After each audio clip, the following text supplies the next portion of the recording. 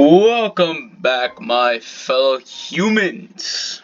We are back with the fourth episode of Lake of Voices. Last where we left off, I kind of jinxed myself right off the beginning, and we lost Margaret. A prowler got to her, and she inevitably died. A very tragic death. And I'm very sad for our loss, but we have to keep pushing forward, and we can't let this happen to any other character. I made some bad decisions, but let's see if in this episode I can justify my wrongs.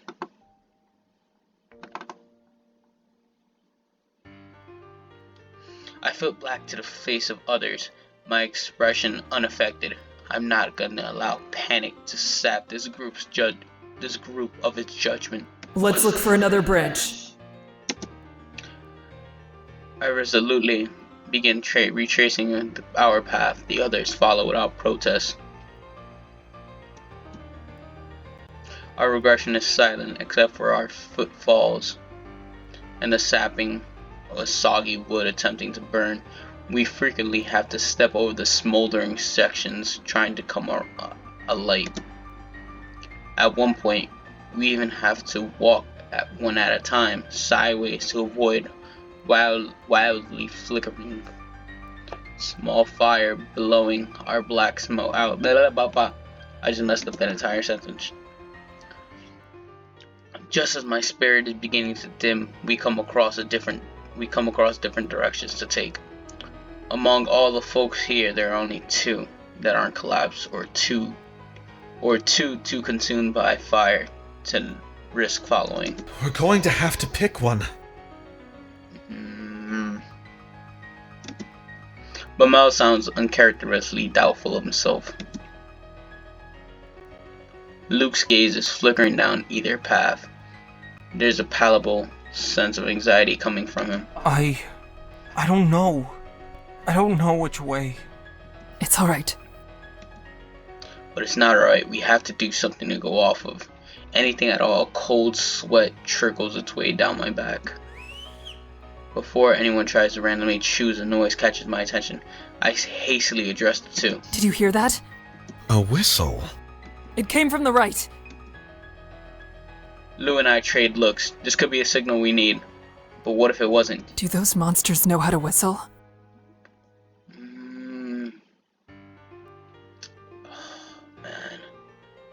I don't know.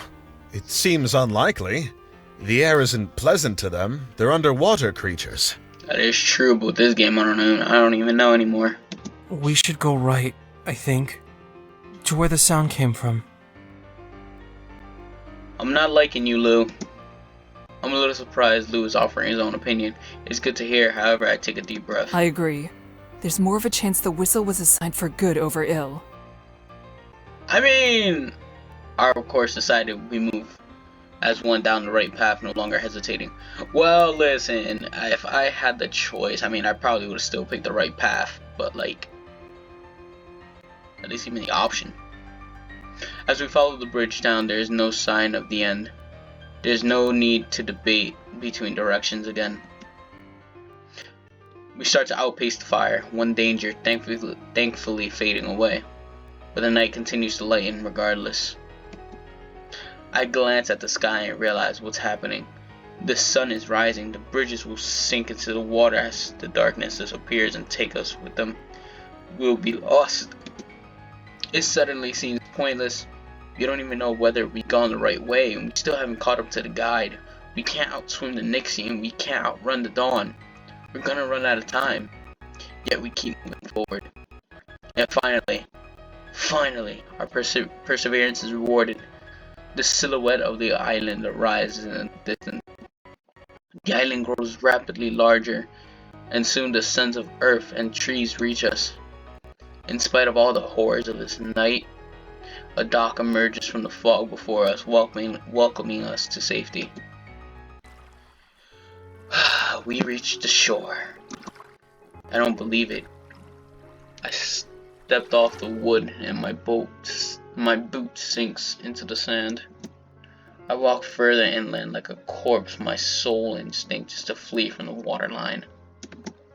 My hazy eyes single in on something ahead. The guide stands on an outcropping in the distance, watching like a sentinel. He doesn't even come to greet us. I stare at him for a moment, not even able to feel alarmed at my own lack of feelings about the situation. He uses his staff to gesture to the forest behind him before disappearing between the trees. I can only assume he must be asking me to follow. Did he even notice? But Mel's biting whisper doesn't continue beyond that. But it doesn't have to. Did the guide notice someone was missing? That they had been taken? But Mel stalks off, clenching his fist. I can't blame him. I don't share his anger. I still feel hollow. I follow after Bamel and Lou does the same. The guide takes us further inland, more towards the center. There's a view of the coastline from here, but we are also partially obscured by a few trees. It's time to sleep. No one has the energy to argue with him at this moment. I find a place as comfortable as one could ask for in a location like this, next to one of the trees further out, and lay down trying to block out my thoughts. For once, exhaustion is my ally. I slip off into sleep. My eyes slowly blink open and readjust to the brightness. What little there is. The sun is obscured by a thick layer of fog, making it impossible to estimate the time of day.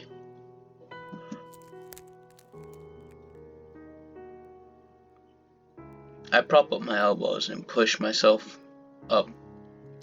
The ground is hard and rocky, but that isn't the only reason why I'm eager to get on my feet.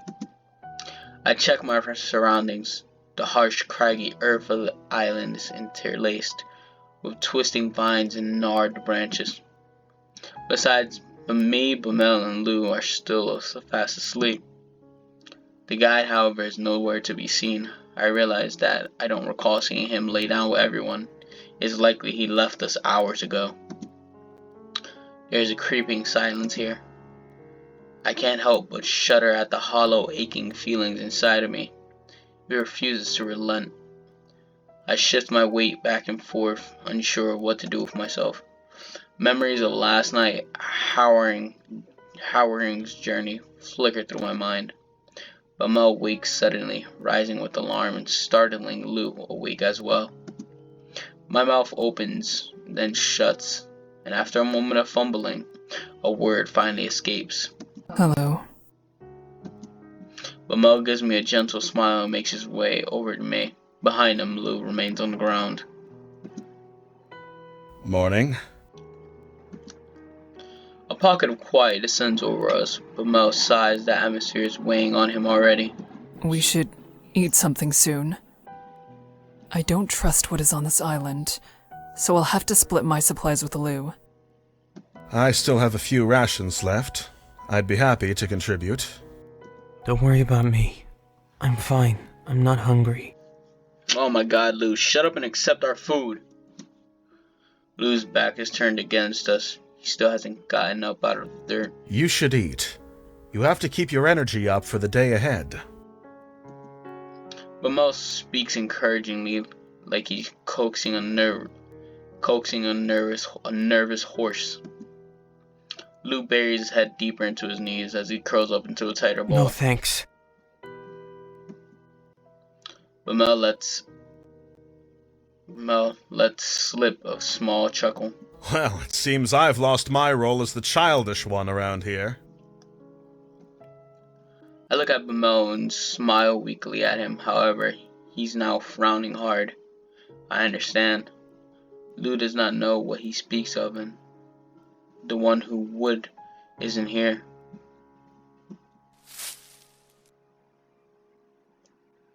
Oh, look who decided to show up. A distinct rustling of the leaves around catches my attention. The guide appears emerging from the thicket. Mel glares at him as he makes his way over. Lou doesn't seem to notice as he's still facing away. The Nixie will not tread on land in daylight. However, being near the shoreline is still dangerous. If you leave the center of the island, remain cautious. Before the sun sets, I will be in this area. It would be wise to meet me here before nightfall. Why didn't you stay with us last night? I sharply turn towards Bamel as he snarls and confronts the guide. If you had just been there, none of this would have happened. She didn't have to die. The guide stands unflinching and completely unaffected. If all you're going to do is leave everyone to be lost, then why bother guiding us at all? Despite Bamel's severe words, the guide apparently considers his piece here finished. He turns towards the forested area from which he came. Wait! Bamel calls out to the guide, reaching towards him. Before he can make contact, I quickly place a hand on his shoulder. He lowers his arm to his side, though I can still feel wrath emanating from him. We stay this way until the guide disappears from view. Bamel begins to kick at the ground, spraying tiny pieces of gravel about. Bamele, I know you're angry, but regardless of our feelings, we need the guide. If he leaves us, we'll all die. True. And we've done so well with him? True, you're right. You got me there. I give him a cold glance. We won't even know which bridge to take without the guide. Bamel knows that this needs to stop. There are people counting on us to make it back. And what of Lou? We can't afford to lose our way. The anger etched in his expression fades into sadness. You're right, Kika. You're right. I'm getting sick. Hold on, guys. Give me 1 second. Alright. Excuse me. He weakly swats his hand in front of his face as if he's trying to shoo away his racing thoughts. I can't stay here right now. I nod, allowing him to leave alone. Lou meekly calls to me. I turn around to face him, though I don't speak. He's standing some distance away. He fidgets and glances over to the side before returning his gaze to my eyes. He gestures for me to come closer. I comply. He begins to whisper at me, but he fumbles with his words and I can't make out anything he says. I look at him inquisitively. Finally, he speaks up, enough to be clear. I'm sorry for what happened last night. He speaks quickly as he looks up to me, eyes filled with sorrow. He shifts his focus downward. You would have been better off without me. Maybe you're right about that, Lou. It's not your fault. Why are we lying to him? Say no. Well, maybe. My words come out hollow and empty. I mean what I say, but cannot find the energy to make it seem convincing. It was closer to being my fault than anyone else's. I wasn't supposed to be here, and all I did was get in the way. The guide was right about me. I knew from the beginning that it would be like this too. I never should have stayed. Finishing his thought, he sniffles as he turns. Suddenly, I feel a strong surge of emotions rip through me. Everything is falling apart, and I do not have the power to change this. Quietly, I speak.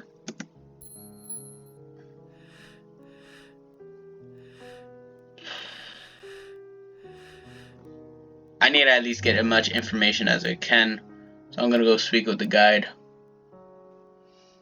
Lou continues walking away from me, but I do catch him. When I do catch him flinch at the statement, I assume that he heard me. Though, he decided it was best not to acknowledge it. I look at the ground until I no longer hear his footsteps. I ball my hands into fists, steer my wheel, and start advancing in the direction the guide went. I push my way through the branches and reach the other shore of the island. I look for the guy, but he is nowhere in sight. How? Where could he have gone? I searched the area further without success. The island is not in any way large. If I had not found him, it could only be because he does not wish to be found. I sigh as all motivation leaves me. I think I simply need time to be alone. As though my wish to be alone will be granted. There's no sign that they'll be returning. A cold chill somehow whips away down my back, despite the calm of the air. I keep my gaze on the dark ground, taking a breath so deep it stings the back of my throat. As I steadily empty my lungs, I try to empty my mind of all thoughts. I do not know what I'm doing anymore. Nothing is straightforward. I find something familiar and powerful in my thoughts and I latch on. The mission. I have to try and focus on the mission. I need to be strong. My eyes dart back up. Is someone watching? I wonder if I'm afraid of being seen struggling like this, or if I hope I may not be on my own here. Doesn't matter. There's still nothing but the silent island. Time seems so indefinite around me, passing slowly on this island. It almost seems to move as slow as a stagnant pond. I shake my head, burying the thought. It's irrational, but I cannot bear to think of even an odd pond of water. Gradually, my conscience begins to include the world again. I do a few standard warm-up stretches, testing my mind and body. I do not know how long it's been, but I feel I have regained enough of my wits to continue on. I need to make sure everything's alright. I head through the wooded part of the island. There isn't anything that could be called a path, but I managed to pick my way through the bush quite well. Through a thinner stand of trees, I briefly catch a sight of the guide standing on one of the branches. He seems fine, but even though I'm sure he's turned his head towards me, he makes no show of acknowledging me. I continue my check without heeding that. After moving on, I find Bamel in a jagged clearing leaning against a tree. He already noticed me and is looking in my way. Smiling as I get closer, I can pick up the sadness behind his jovial expression. How are you faring? Any problems? Everything is fine. I came to check on you. How kind. I've calmed down since then. I'm glad to hear that. Is there any way I can help or anything you'd like to say? He raises an eyebrow at that, his grin becoming markedly playful. I didn't expect to see you so worried about me, Kika. I have to force myself to avert my eyes at that comment, embarrassment flowing into me. Bamel notices my reaction. He does not draw any attention to it, however. Instead, he throws his arms out wide with a sour expression. Have you seen the guide? Bamel is clearly asking out of the sense of obligation and makes no secret that he's not pleased to be discussing the guide. I nod in response. I saw him earlier. He is the same as always. Good. In that case, I'm going to stretch my legs for a bit. I feel stiff from standing in one place for so long. I bid him a brief goodbye. Bamel waves as he departs. I must find that I've been pacing back and forth for quite some time. I finished my check a while ago, so now I got nothing left to do but aimlessly wander. I'm overcome with restlessness. This island may be safer than the bridges, but that is far from enough to ease the mind. I quietly sigh and decide to wait on my own. If I go back now, whoever I encounter will know that I don't want to be alone. That is more troubling than simply staying where I am. I sit down and silently listen to the ambience of the island as I wait for time to pass. I can only hope this will all end before I can no longer keep myself together. The sun begins to descend in the sky and the light starts to fade into the fog. I feel relieved that it is almost time to leave this island. A chill slips down my spine at the thought of what comes next, however. It isn't too long before I hear someone approaching from within the bush. It's the guide. He emerges from the bushes and steps out into the open. Hello. He doesn't respond to my greeting, instead he narrows his eyes, causing the tension to raise that much farther. Lou is gone. He's dead. What? Excuse me? How did Lou die? I nearly fall backwards from his words. What? Seconds tick by and the guide says nothing as my panic pounds higher and harder and takes full control of my mind. This is not possible. No, this is a mistake. We have to go look for him. I would not claim this without good reason. Wait and you'll see. Night will fall and Lou will not come to meet us.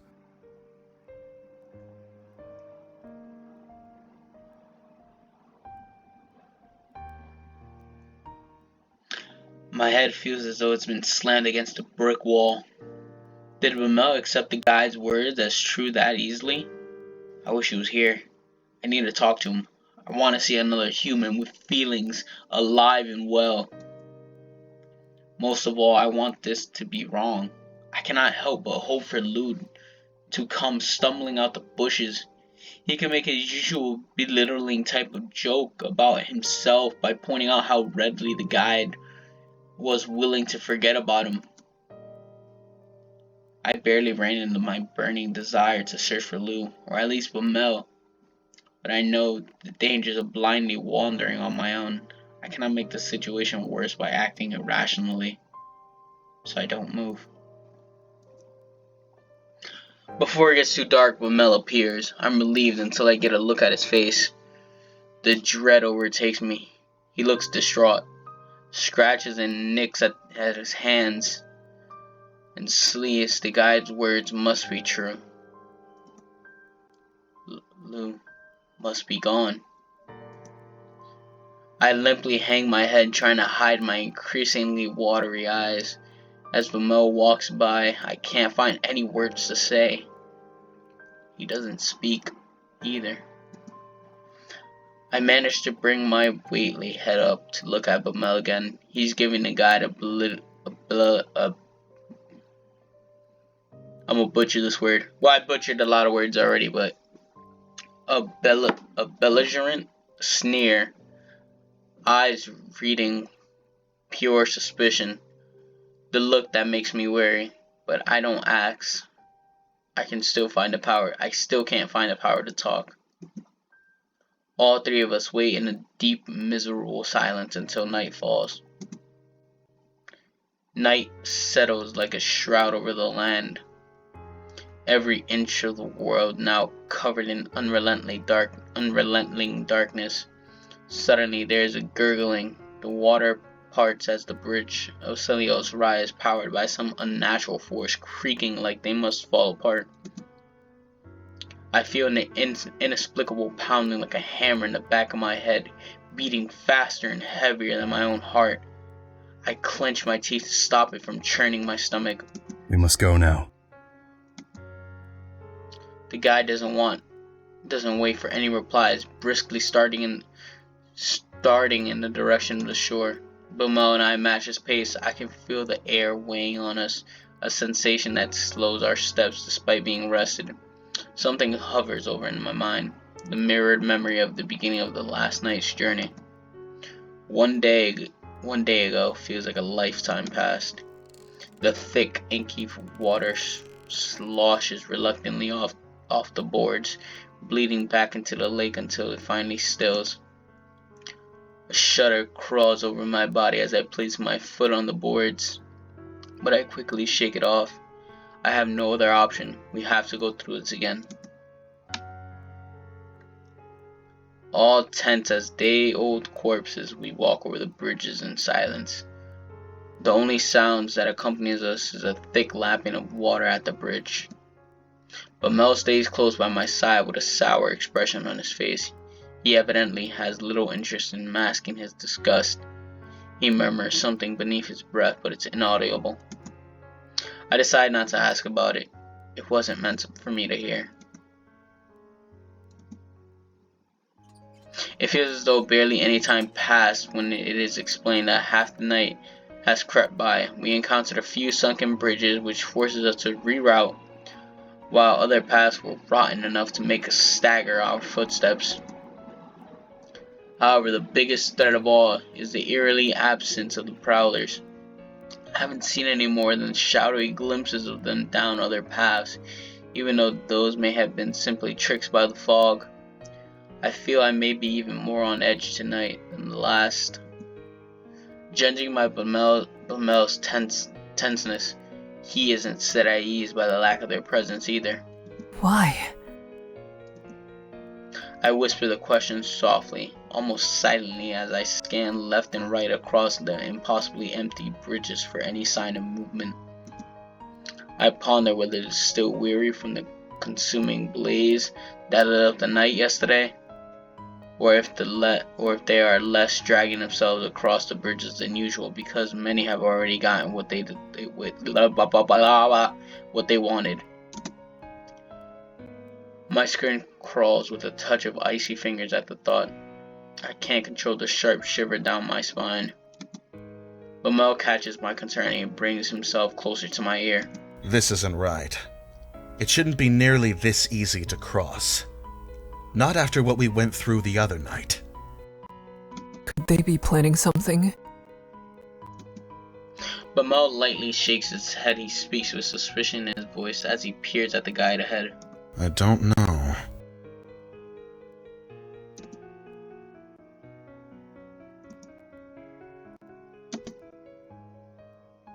As time passes by, we continue to see nothing but more bridges and fogs beside me.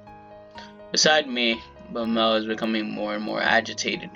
The longer we go without disruption, I can read Bamel well enough to know that his anger is still directed at the guide rather than the bridges themselves. It was my hope that he was able to contain his feelings towards our lead until we had put this maze behind us. That is becoming unlikely. I resolve to step in, but he grows too heated, and there is yet another hazardous argument. Your concentration is clouded, Bamele. What is troubling you? Surely you're already aware. It's him. Bamel glowers hatefully at the guide. I purse my lips for a moment before continuing resigned. I do know that. However, you need to stop allowing that to consume you, or else you could get hurt. Or even... Bamel refuses an exaggerated sigh. Bamel releases an exasperated sigh while crossly folding his arms. That isn't possible. I can't stop myself from thinking about it. Everything makes so much sense now. What do you mean by that? Recall yesterday. I asked him why he would lead others at all if he was heartlessly going to leave them behind. What if this is the reason? Before, we could scarcely escape these monsters, and now I can't even hear a whisper of one. What if they're already satisfied with what they've taken? My eyes widen and I stifle a gasp. Stifle a gasp. The situation at hand giving both of us reason to think on the possibility is absolutely unsettling, because his conclusion is even worse still. The notion of the guide allowing others to die unnecessarily on purpose to make it less dangerous for the remaining few? That is not something I was prepared for. Even back when we started, the first time we met the guide, he mentioned that at least one of us would die before the journey was finished. Didn't that exchange seem strange to you? He said it as though it was a price to pay for coming with him. The guide is free to do as he pleases. He can and will threaten to leave the entire group behind at so much as a hint of resistance. Nothing is stopping him. He knew this was going to happen. He had to know. I take a few moments to breathe. Despite the danger, I only barely resist shutting my eyes against the world. We need to make it to the other side. We must keep moving forward and survive. The guide is our only way across. My usual reply to Bamel's worries does not make an expression. His eyes are not swayed. He continues to stare into me. I'm saying he cannot be trusted with our lives at this very moment. I need an answer to that, Kika. What do you really think?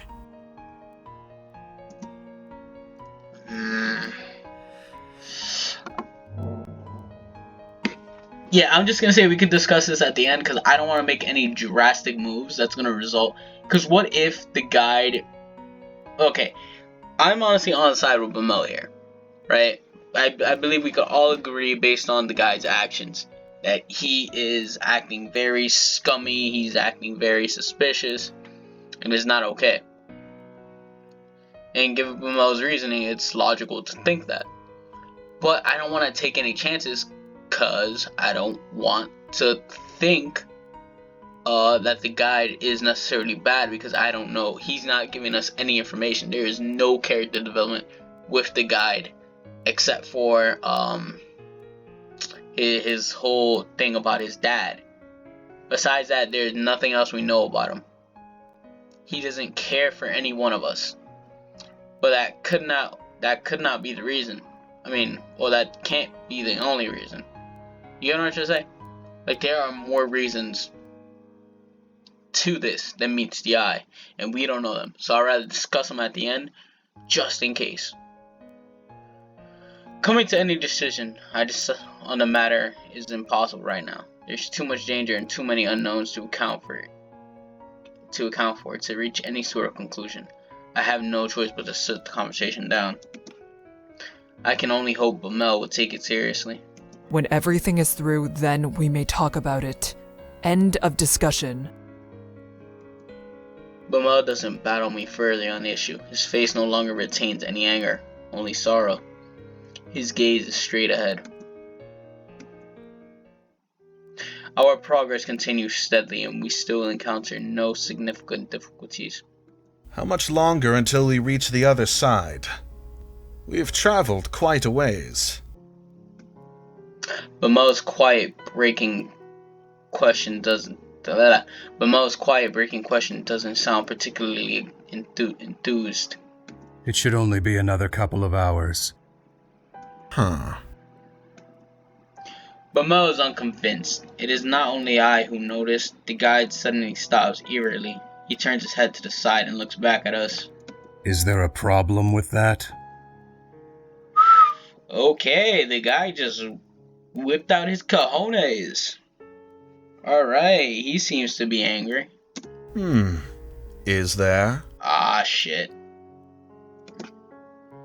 We progress through the bridges at a much quicker clip this time.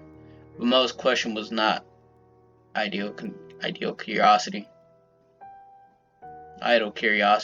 He was confirming the fact for himself. I should have known. The guide looks to be slightly irritated over the attitude Bamel has taken. If you have something to say, you should say it. Unless you're afraid that I'm going to leave you behind.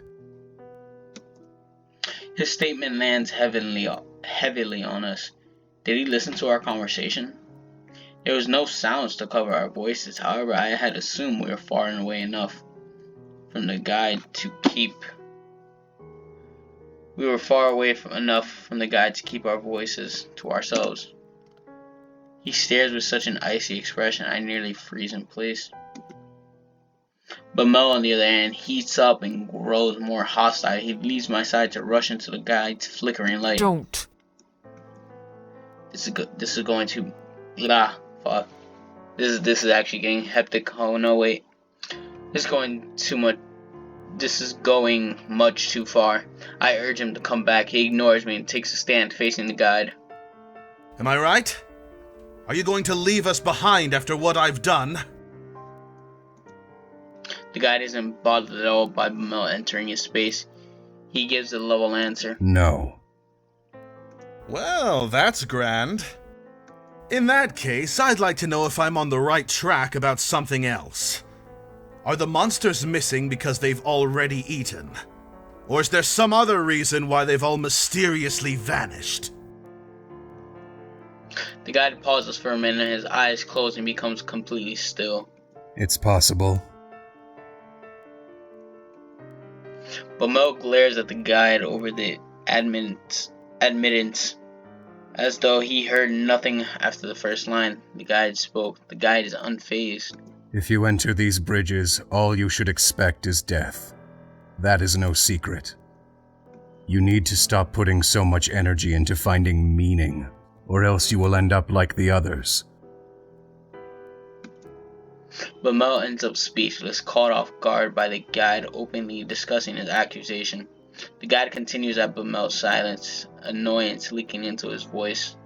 You think that the results would have been different if only I had said more or did something differently, but that is not true. The conclusion would be exactly the same. If Lou hadn't died when he did, he would have been lost at some other point during the trip. Bamel seems to be finished with being surprised. His anger reignites. If that's all well and true, why haven't you died yet? How is it that you've been able to cross these horrendous bridges over and over again without suffering the same consequences as everyone else? The guide's face twists into a vicious snarl and he shouts. I have died! I have no life to give! Everything I am, everything I could have been, was surrendered to this lake. That is the only reason why I'm able to stand before you now. I can show you the way, and I can give you advice on how to survive the perils you will face. That is all I'm able to offer. Is that not enough for you? What else do you want from me? Kindness? Sympathy? It's been far too many years since I was capable of giving anything like that.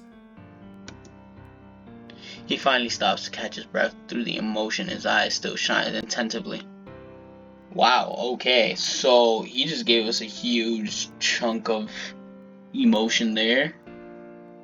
Although I feel like that whole first beginning part was just him talking to us as the player. Saying like, because I was thinking that like maybe if the guy told me more, like actually I literally just played through one of those parts saying let me go talk to the guy and see if I can find out more. I guess he just confirmed that, saying if I would have gave you more information, you'd think he would have lived. Saying no, he probably would have died at some other point in the story. It's kind of cool in a way, and it's fourth wall breaking. But necessarily that's just my interpretation of it, and I could just be looking way too deep into it. But continuing on, there's no response from either of us. An agonizing silence permeates the air. No one dares to even move. The tension is cut as the boards beneath me start to creak. My eyes dart down, the bridge is sinking. Rapidly, instinctively, I jump backward, but the new section of the bridge groans horribly as it starts to tilt into the water. They keep getting farther and farther away with each disappearing platform I move off of. Kika! I look up at Bamel's call, my chest tightens when I see him and the guide on what he has become the other side of the chasm. I leap back just in time as the bridge under me snaps like a twig. Glancing over again, they keep getting farther and farther away, disappearing at each platform I move off to. Dread creeps up my neck and I nearly lose my footing. I realize what's happening. Desperately stumbling backwards, I finally manage to regain my balance. I use this to leap far enough back to the bridge I land on. Doesn't immediately start to fall apart under my weight. In another 3 swift steps, I'm finally on sturdy wood. The bridge reluctantly stops, shifting and settles. The only trace left on what was a huge section of the bridge is a few splinters of boards floating in the murky water. The lake consumed it. Somehow I am not surprised. Regaining my bearings, I face what has become of my circumstances. I am now separated from Bamel and the guide by a far wider gorge than anyone could leap. My throat goes bone dry and I teeter at the end of the bridge, mind wildly scrambling for a solution that doesn't come. I lock onto Bamel's face. He's completely gassed, darting from one side of the bridge to another like a panicked animal. There is no mistaking that he's desperate to help me in some way. However, there is also no mistaking that there aren't any options for him available to him. He turns to the guy with pleading eyes, all his earlier hostility sunken with the bridges. I'm too far off to grasp what Bamel is asking, but I get the impression he is seeing that there's another way. The guy turns to me. He's completely cooled down from the earlier interaction, back to his same placid expression. He focuses back on Bamel, who has now gripped him by the cloak. The guide says one word. Judging from the look of pure terror on Bamel's face, I can only assume it was no. There was no way back to them. The guide frees himself from Bamel's grasp and continues speaking. Bamel still seems horribly shaken at his words. I can barely see from here. I think he's quivering. As I watch those two discuss my fate, unable to say anything, fear starts to crawl over me. My arms turn cold, too freezing. It's not long before the rest of my body follows. I notice Bamel covers his face with a still shuddering hand.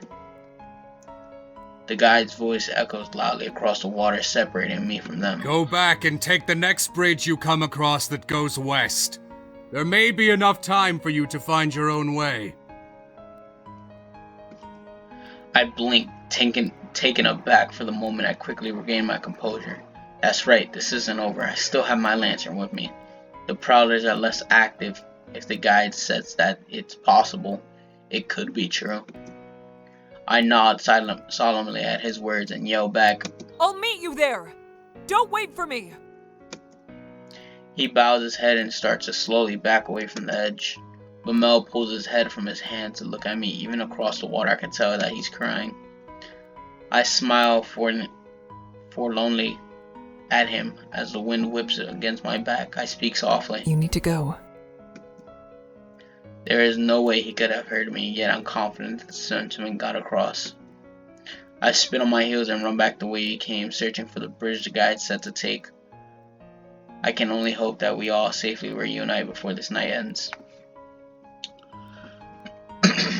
Alright, that is a good spot to end it today. Wow.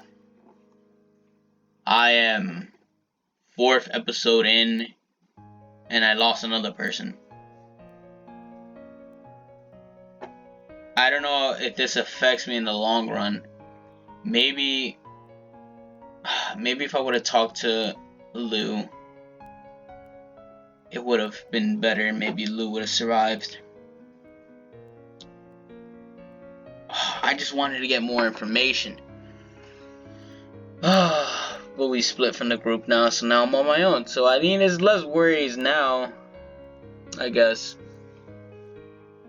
Unless a prowler comes and kills me. But besides that, yeah, it was this episode was very crazy. Anyway, thank you guys so much for watching. I would appreciate it if you guys like, share, and subscribe. I will catch you guys in the next episode of Lake of Voices. And again, thank you so much for watching. Have a good one.